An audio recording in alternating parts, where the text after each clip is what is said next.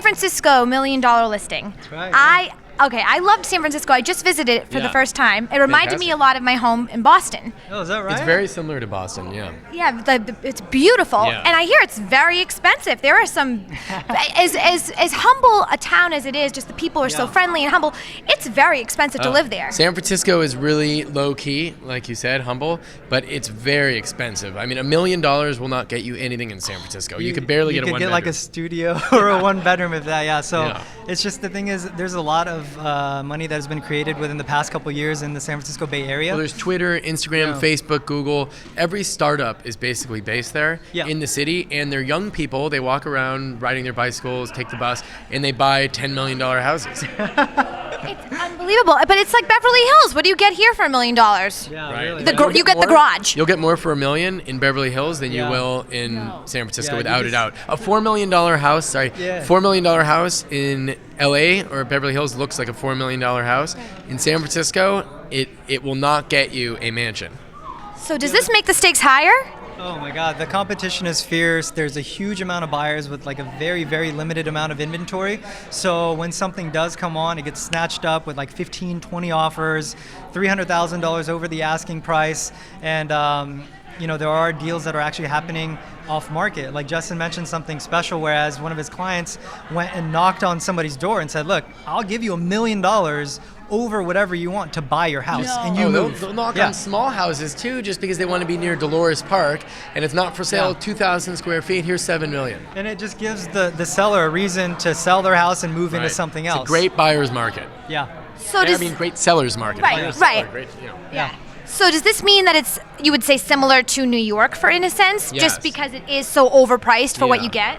Well, you know what? I think you're getting a deal in San Francisco. Our price points, like the height that they've reached so far, is a standard is like $1,400 or $1,500 per square foot.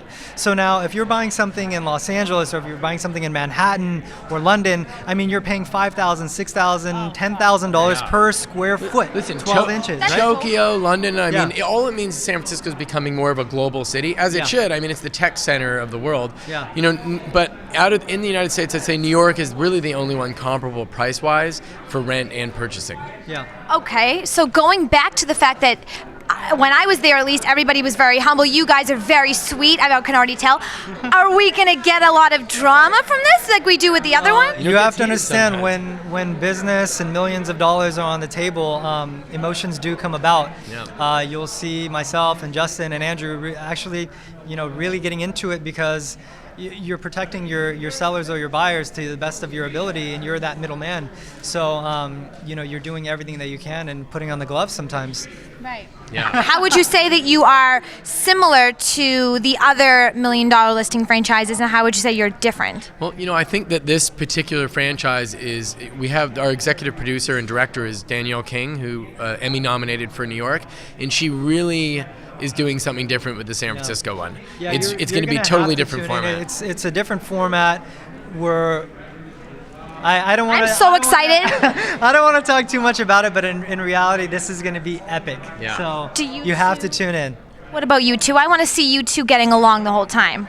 Well, we have some. I like your dynamic. Yeah, some stuff happens sometimes. Oh, come on, guys. Yeah. Well, there's a scene where and it's real rage, but Guys get over things faster than girls, so I feel like you guys are over it. Fight. Okay. After a fist fight, they always make up. Yeah. Yeah, it's business, and that comes first, and sometimes you got to lay down the line. Well, I got to ask you guys one more question. And, so did you hear recently John Stamos was there, and he was standing in front of the Full House house, and no one knew it was him? Way. You guys don't know this? I didn't know that. He stood there he was waiting to see if people noticed him, and no one did. No, they were taking pictures of the house, and he's standing right there, and someone took a picture of him in front of him. So does that mean John Stamos is a has-been now? What happened? No, I just think he went to visit the house. No, John Stamos is on fire. That guy, Uncle Jesse, will never get old. Yeah, right. But it's a great place to go. Well, listen, we definitely want everyone out there to tune in. You could find out more about Justin Michelson, Ro Habibi, and Andrew Greenwell online. And our show is going to be airing on July 8th